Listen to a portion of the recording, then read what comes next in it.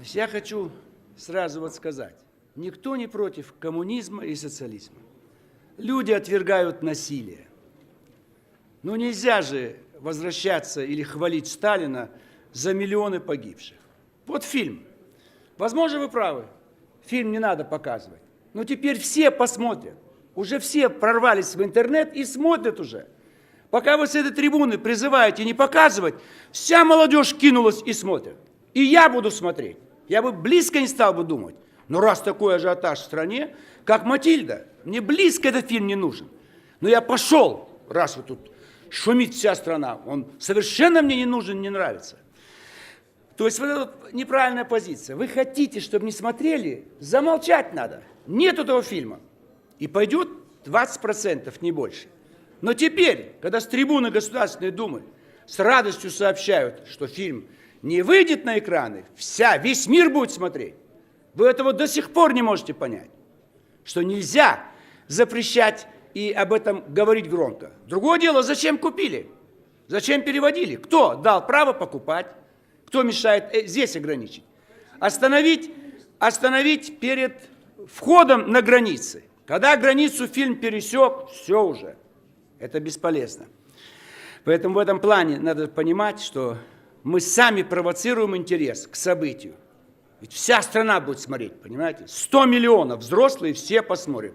И то, что вы не хотели, это и произойдет. Но сегодня всемирная сеть, вы понимаете, сегодня ничего нельзя скрыть. Ну все уже на виду, все мы видим, все знаем, везде камеры. Вот все, что мы здесь говорим, все же записывается. И любой человек с любой точки планеты все это услышит и увидит. Поэтому Хрущев был прав в том, что он набрался мужества, неважно, чем он руководствовался. Но страна больше развиваться так не могла. Постоянные подсидки. Я при Сталине был в детском саду. Бегу по коридору, смотрю, стоят у репродуктора, плачут. Мне 6 лет, через месяц 7 лет. Я уже подумал, в 7 лет мальчик, а чего они плачут? Какой-то дядька в Москве умер. Зачем? Мне в 7 лет тоже не понравилось. Зачем вся страна рыдает? Кто-то умер там. Ну, естественно, это всех возмущает, что вся страна должна рыдать, так сказать. Ленин умер, все рыдают. Сталин умер, все рыдают. И несут с колонного зала к Кремлевской стене. Это кончилось уже издевкой над теми, кого хранили. Черненко, Андропов, Брежнев. Это уже не вызывало слез, а вызывало, скорее, ненависть. Поэтому вы же должны из другого исходить, что ошибочно была революция. Она была не нужна. Со всеми минусами царский режим был в пятерке ведущих государств. И в стране сегодня было бы больше населения, здорового. Вы правильно сказали, дворяне, бояре, мы же их уничтожили. Мы сегодня предстаем перед Европой как деревня, а не город. Город всегда выигрывает. Мы должны стать городом, но мы городских всех уничтожили. И сегодня стоят в очередь на Мальте, и вы правы, это наш позор с вами. Это больше позор, чем не пускать на Олимпиаду. Но они, бизнесмены, они боятся. В том числе представитель Компартии на выборах так и говорит. А вот мы заработали, мы все боимся. Чего ж ты идешь на выборы президента?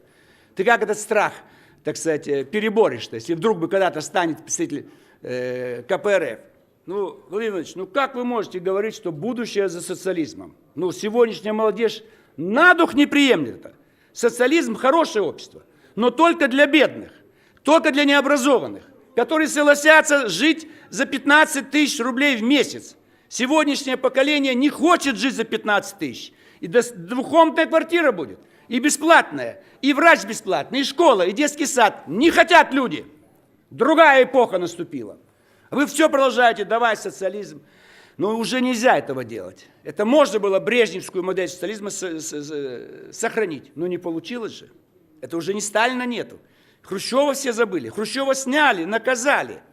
Ну и при Брежневе было хорошо, вроде бы. Но чем кончилось? Поэтому не надо возвращаться назад. Китай не приводите никогда в пример. 800 миллионов бедных, несчастных, тюрьмы забиты все, никакой оппозиции. Миллионы расстреляли, 100 миллионов погубили в культурную революцию. Вы что, забыли, что ли, это? Эпоха Мао Цзэдуна. Красные охранники. Вы что, нам Кампучию в пример приведите? 6 миллионов населения, 3 миллиона тяпками забили. Красные коммунисты Кампучии. Брали с нас с вами пример. Поэтому разоблачение Сталина – это остановить шествие по всему миру тех режимов, которые приведут к гибели. Посмотрите, Башар Асад, он же с нас взял пример. Отец и сын 40 лет у власти. Больше, 40, 50 будет вот сейчас. В 2020 году 50 лет у власти. Да вы что? Каддафи великолепно все сделал. Но одно нежелание, он у власти стоит 40 лет. Но не хотят сегодня люди, чтобы один и тот же человек был 40-50 лет у власти. Саддам Хусейн, при нем было лучше, но все равно всех лопали, когда его статую снесли. Человечество хочет выбирать. Человечество хочет демократии, грязная демократия. Коррупция, но свобода. Вы этого не можете понять. Что люди выберут свободу. Люди выберут публичный дом или колония для несовершеннолетних. Предложите им. В колонии будет чисто, все хорошо, все пошли работать, гимн играть. Пусть публичный дом, мы идем туда. Вот это, к сожалению, так. Люди выберут плохое, но свобода, чтобы была. А вы можете, так сказать, загнать в колонию девственниц и евнухов, скажут, не надо нам этого. Другие времена наступили. Поэтому, конечно, у нас есть определенные недостатки. Я вовсе не боготворю царский режим. Много хорошего было советский режим.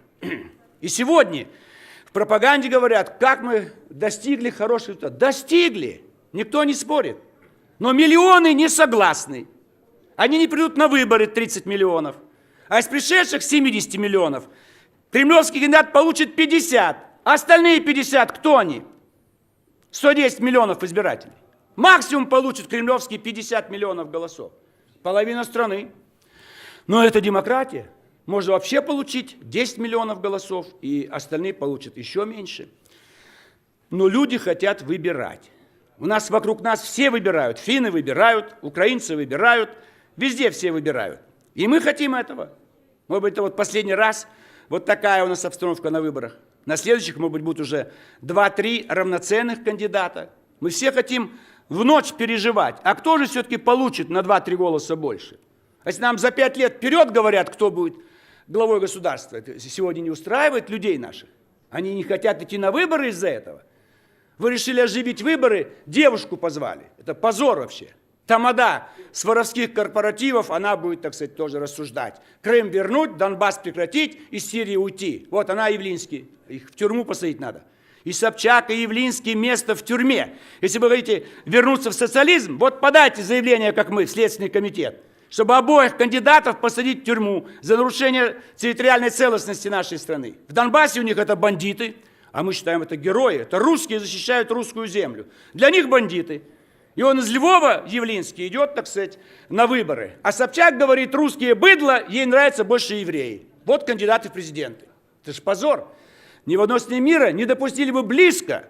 Арестовали бы еще дома, когда бы кто-то из них заявил бы, так сказать. То же самое сборщики клубники. Ну, что вы обещаете нам сказку сделать былью? Да вы что опять? Для этого нужна красная конница, снова нужен Дзержинский и половина посадить в тюрьму. Тогда оставшимся будут квартиры останутся, деньги останутся и много-много клубники. Поэтому как вы можете сказку сделать былью? Вы верните деньги за землю московскую. Она что, ваша была земля? Вы ее в аренду сдали, продали за миллиарды долларов. Это что, ваша земля? Это вы заработали, коммунисты? Это земля советская, русская. Сегодня наша земля, всех. А он продал ее всю, в аренду сдал и спрятал миллиарды. Если честно продал в аренду, в Сбербанке положи, государственный банк. Чего ты боишься? Никогда не лопнет государственный банк. В ВТБ положи. Нет, везет за границу, потому что он никакой, он и не коммунист. У вас уже нет коммунистов, вы куда нас зовете? Зовете в социализм, а на выборах президента не можете выдвинуть честного коммуниста. Что, у вас нет, что ли, такого? Вы сами себя как бы обкрадываете. Поэтому нельзя назад идти. Вот Швеция сделала социализм, Голландия, Дания, Норвегия, Финляндия, Швейцария, значит, Германия частично тоже. Уже есть социализм. Куда назад-то идти? У них все выше, чем у нас. И пособия, и пенсии, и стипендии, и все остальное. Поэтому в этом смысле фильм не надо пропаганду делать, иначе все будут смотреть обязательно. А по вопросу социализма много хорошего, но он не получился у нас. Первый блин комом. Не надо второй блин делать. Давайте идти вслед за тем, кто стоит перед вами. Тогда будет порядок.